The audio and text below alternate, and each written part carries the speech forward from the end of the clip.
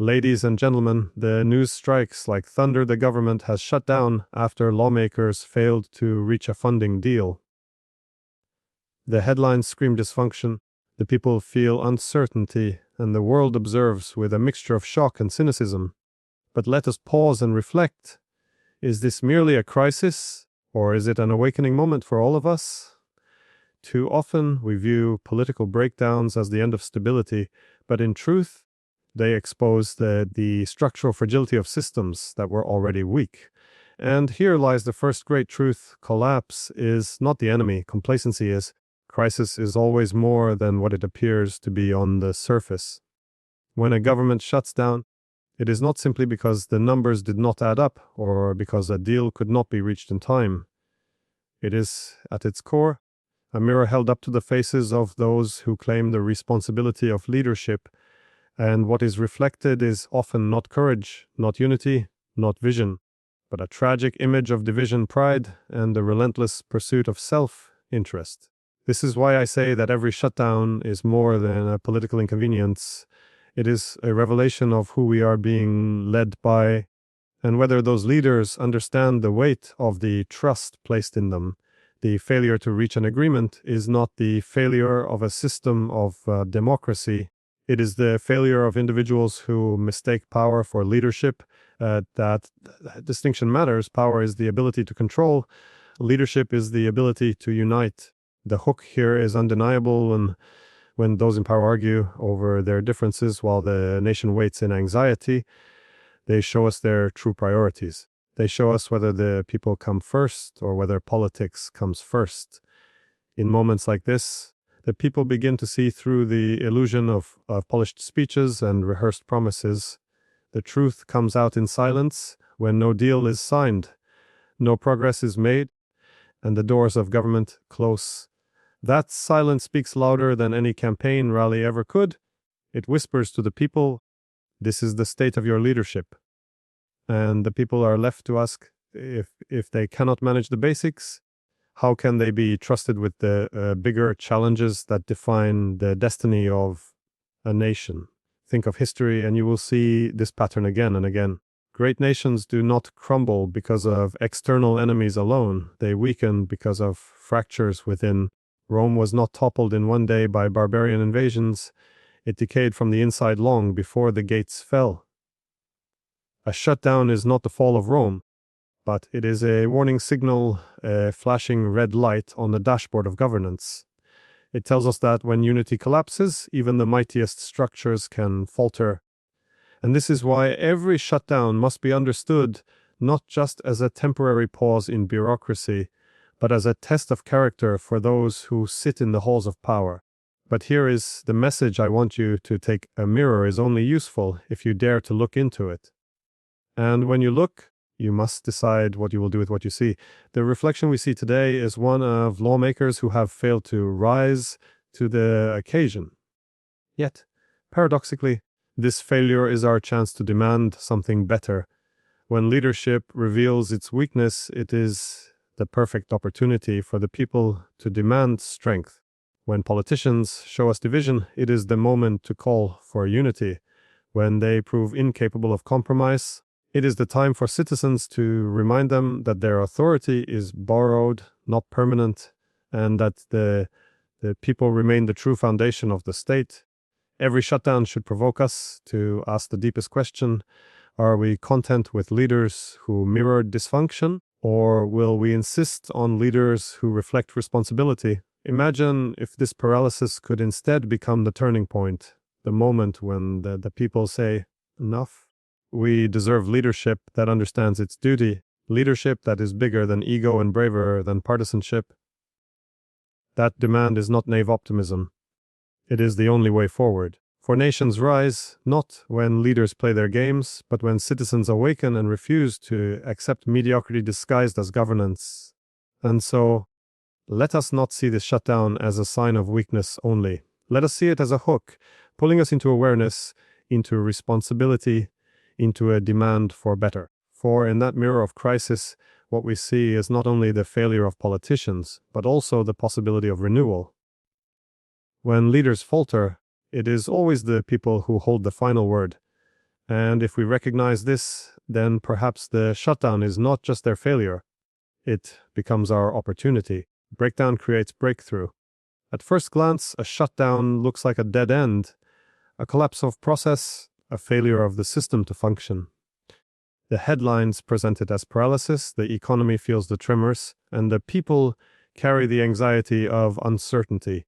But beneath the surface of this breakdown lies a powerful truth that history has taught us over and over again. Progress is rarely born from comfort. It is born from disruption, from moments when the old way of doing things proves itself unsustainable and the cracks can no longer be hidden. What many call collapse is often the very soil in which transformation begins to grow, and this is why breakdown is not simply a danger. It is also a gift, a wake-up call, a breaking of illusions that allows for the creation of something stronger. Consider this: when systems are functioning, even if poorly, there is little urgency to change. Mediocrity has a way of disguising itself as stability, and so long as things appear to move along, few dare to question whether the foundation is solid. A shutdown tears away that disguise. It makes dysfunction undeniable. Suddenly, the weaknesses that were tolerated in silence are shouted across headlines. The old ways of doing politics, the endless partisanship, the prioritization of power over principle, are dragged into the light for all to see. This is the first step to breakthrough recognition. You cannot solve what you refuse to acknowledge, and breakdown forces acknowledgement in a way that no speech or promise ever could. But recognition alone is not enough. The true opportunity lies in what we choose to do with this moment. We can either sink into despair, complaining that nothing works, or we can use the shock of breakdown to propel ourselves into a higher demand for reform. Think of the greatest advances in human history: civil rights, democratic freedoms, economic revolutions. None of them came from smooth sailing or complacency. They came from breaking points, from times when the old order collapsed under the weight of its own contradictions, and people seized the moment to chart a new course. That is the very essence of breakthrough. It comes only after the breakdown has stripped away what no longer serves. This is why I tell you, do not fear the breakdown. Fear the comfort that prevents change. Fear the illusion of stability that allows injustice and dysfunction to go unchallenged. The shutdown is uncomfortable, yes, but it is also clarifying. It shouts at us, the way things are cannot continue. And in that shout is an invitation to innovate, to reform, to demand leaders who are not managers of decline, but architects of renewal. That is where breakthrough begins, with the courage to see collapse not as the end, but as the spark of something new. Let me offer you a hook. The cracks in the wall are not signs of ruin. They are signs that light can break through. And when the light breaks through, it exposes what has been hidden and illuminates the path forward. We can either focus on the crack itself and lament that the wall is no longer perfect, or we can look to the light that now floods in and follow it toward a brighter vision of governance and society. The choice is always ours. The real test is not whether breakdown happens. It always does, in every nation, in every era. The real test is whether a people allow themselves to be defined by the dysfunction, or whether they use it as a launching point for renewal. And so I say to you, in this shutdown, see not paralysis, but possibility. See not the failure of politics, but the chance for a higher form of politics. For every breakdown is an opportunity in disguise, waiting for those with the courage to turn crisis into creation. And that courage, my friends, must come from us. Strength abroad begins with unity at home. It is one of the most timeless lessons in the history of nations, and yet it is one that is forgotten again and again by leaders who chase influence abroad while neglecting fractures within. A government shutdown is not just a bureaucratic hiccup. It is a message to the world, and the message is unmistakable. If a nation cannot govern itself, how can it possibly claim to lead others? The projection of power has never depended solely on armies, alliances, or wealth. It has always rested on the foundation of internal cohesion. When lawmakers fail to agree on the very basics of governance, the world sees not strength, but fragility. This is why the symbolism of a shutdown is so profound. It is not only about missed paychecks or halted programs, it is about credibility. Other nations, allies and rivals alike, look closely. Allies ask themselves, can we depend on a nation that cannot depend on itself? Rivals wonder, if dysfunction grips the heart of the system, is this the moment to test its resolve? The failure to maintain unity at home invites challenges abroad, for power is not only about what you possess, it is about the perception of reliability. A divided nation projects hesitation, and hesitation is weakness in international politics. But let us bring this closer to the human level, because unity is not an abstract theory, it is a lived experience. A government that cannot stay open, that falters in the simplest of responsibilities, signals to its citizens that division has replaced duty. And when citizens lose faith in their own institutions, that disillusionment spreads outward. A house divided against itself cannot stand, and a nation fractured within cannot command respect abroad. The great paradox is this. Leaders often pour resources into displaying strength on the international stage while neglecting the unity that makes that strength possible in the first place. History gives us endless reminders.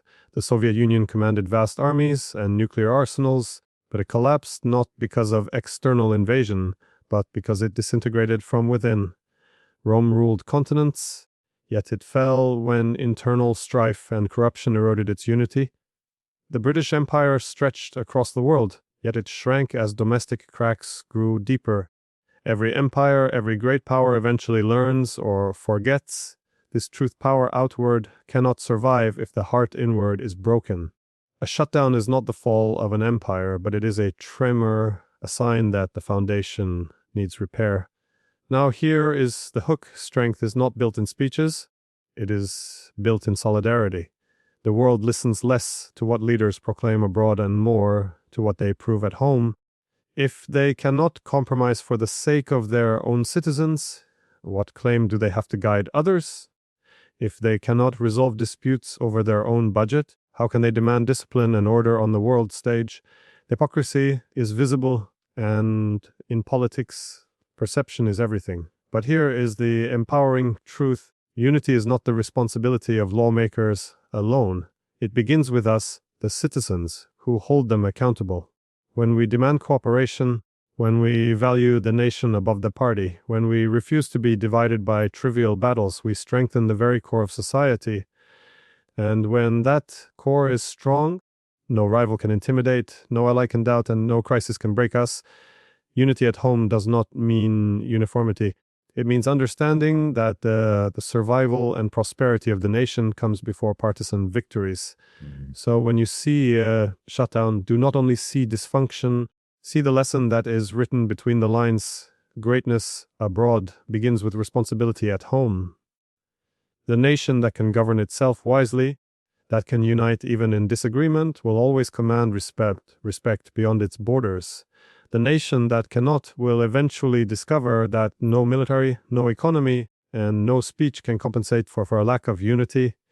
And this is why this moment, painful as it is, must be remembered as a call to restore the foundation, to mend the fractures, and to reclaim the strength that begins not in distant capitals but in the hearts of its own people.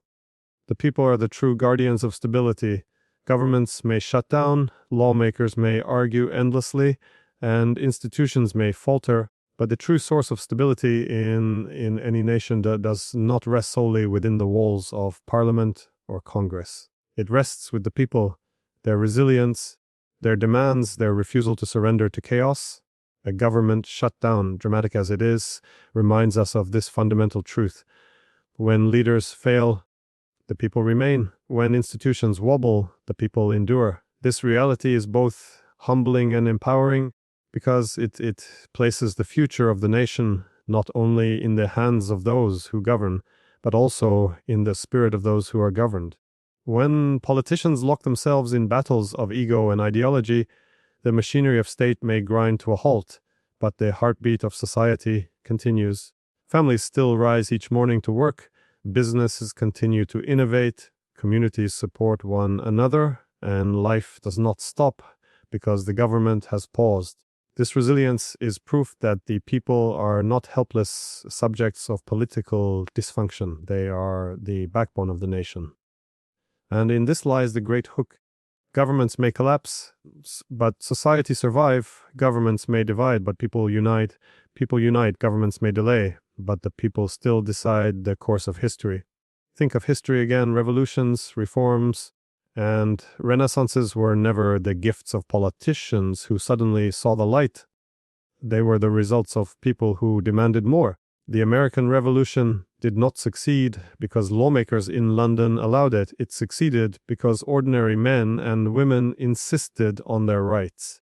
The fall of authoritarian regimes did not occur because leaders volunteered to give up power. It happened because people gathered in the streets and declared that enough was enough. This is why every shutdown, every failure of governance must be understood not only as a political event, but as a reminder of people's authority. The legitimacy of leadership is borrowed, and the lenders are the citizens. The people, therefore, are the true guardians of stability because they are the constant in a world of political fluctuation. Leaders change, parties rise and fall, policies are written and erased, but the people remain the enduring foundation of the nation. This understanding transforms how we interpret moments of dysfunction. Instead of despairing that leaders have failed, we must recognize that their failure is a call for us to step forward with clarity, to remind them of their responsibilities, and to demand a higher standard of service. Stability is not maintained by waiting passively for politicians to resolve their disputes. It is maintained by active citizenship, by holding those in power accountable, and by refusing to accept dysfunction as normal. And here is another hook. Every shutdown is a test, not only for politicians, but for the people. It asks us, will you be passive observers, or will you rise as the true guardians of your nation? Will you shrug in cynicism and say, this is just how politics works, or will you declare that this is unacceptable, that governance must serve the governed, not paralyze them? The answer to these questions determines whether a nation crumbles under dysfunction or grows stronger because of it. The shutdown may have silenced the voices inside government chambers, but it cannot silence the collective voice of the people, and that voice must grow louder in times of crisis. It must remind leaders that their authority is not permanent, that their seats are not thrones, and that their failures are not forgotten. Stability is not inherited, it is created and sustained every day by citizens who choose unity over division, accountability over apathy, and courage over complacency. So let the shutdown be more than a symbol of failure. Let it be a spark that awakens the people to their true role as guardians of stability. For governments may fail, but nations endure when their people rise. And if the people remember this truth, then no shutdown, no dysfunction, no collapse of leadership will ever be strong enough to break the spirit of a united society. Division is the greatest threat to nations. History, if studied carefully, does not simply tell stories of conquest and invasion. It reveals a deeper pattern. Nations rarely fall because an enemy overpowers them. They fall because they rot from within, weakened by internal rivalries, mistrust, and division. A government shutdown may appear on the surface as a dispute about numbers and budgets, but at its core it reveals something far more dangerous: a society divided, a leadership unwilling to put the nation above its factions.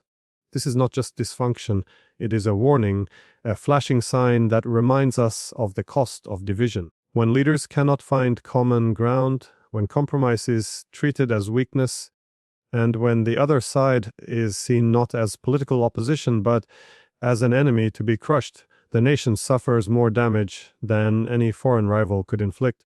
The hook here is sharp and undeniable. A divided house cannot stand, and a divided nation cannot lead. The greatest armies, the largest economies, the most advanced technologies, all mean nothing if the people at the core are fractured and at war with themselves. Consider Rome, a mighty empire whose legions marched across continents. It did not collapse simply because of invaders at its gates. It collapsed because its leaders lost unity, because corruption and partisanship hollowed out the republic until there was nothing left to defend. Or look to the fall of the Soviet Union. Armed with nuclear weapons and vast resources, it disintegrated not because it was invaded, but because its own contradictions, its divisions between people and state, became unbearable. Even the British Empire, once the dominant force across the globe, shrank rapidly once its domestic divisions, economic strains, and lack of unity consumed its strength. The lesson is repeated again and again. Division destroys from within, and yet we still underestimate this truth in our own time. We point fingers at rival nations, blaming them for our struggles, when in reality the greatest danger is the one we create ourselves by refusing to bridge our differences. A government shutdown is not merely a failure of policy, it is a manifestation of division so severe that leaders cannot even keep the basic functions of the state alive. It is as though a ship's crew is so busy fighting each other that they forget to steer while the vessel drifts toward the rocks. The tragedy is not in the debate itself. Debate is healthy and necessary. It is in the refusal to rise above division for the sake of the nation's survival. But here lies the motivational truth. The division can be healed. It requires a deliberate choice, a courageous act, to put the greater good above partisan gain. It requires leaders willing to risk polarity for unity, and it requires citizens willing to demand it. The strength of a nation does not come from the absence of disagreement, but from the ability to manage disagreement without tearing the nation apart. The true test of maturity, both for individuals and for societies, is whether they can disagree without destroying one another. Here is the hook to remember: external threats unite a people, but internal divisions destroy them. The danger is never only outside the gates, it is within the walls, in the growing cracks that widen until they collapse the entire structure. If we do not address the division that fuels shutdowns and dysfunction, then no external enemy is necessary. Our downfall will be self-inflicted. And so, in this moment of paralysis, let us not waste the warning. Let us see clearly that division is the luxury we cannot afford. The shutdown is not simply about the budget. It is about the health of the nation's unity.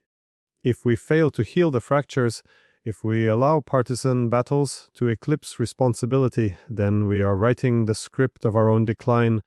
But if we choose unity, if we demand it from our leaders and practice it among ourselves, then even this moment of dysfunction can become the foundation for renewal.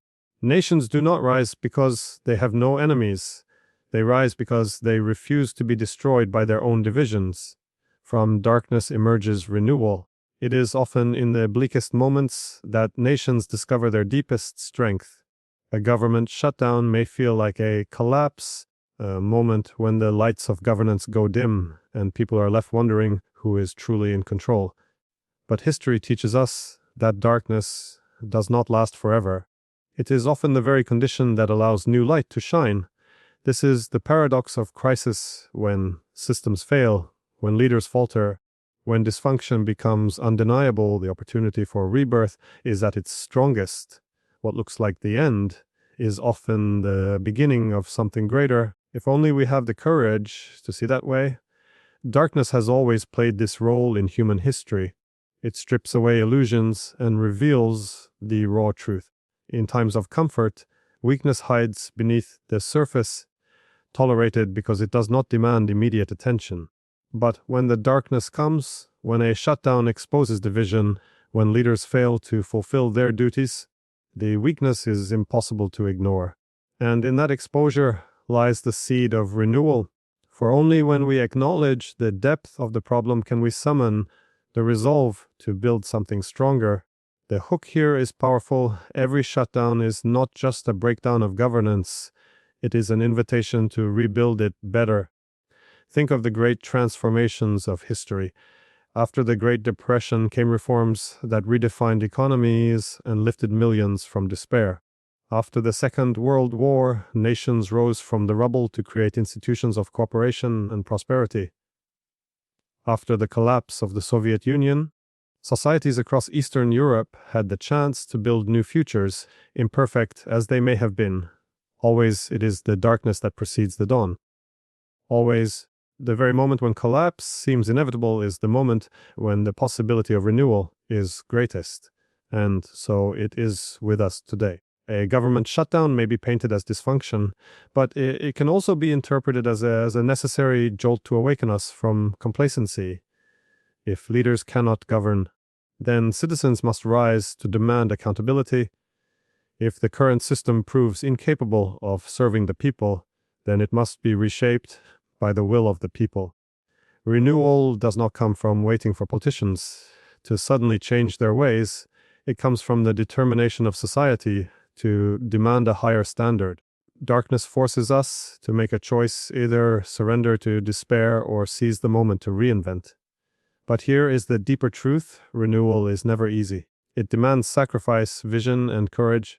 It requires leaders willing to place principle above partisanship, and citizens willing to step out of the comfort of cynicism and into the responsibility of action. Cynicism is the great enemy of renewal because it convinces us that nothing can change, that dysfunction is permanent. But history is proof that this is a lie. Darkness never lasts.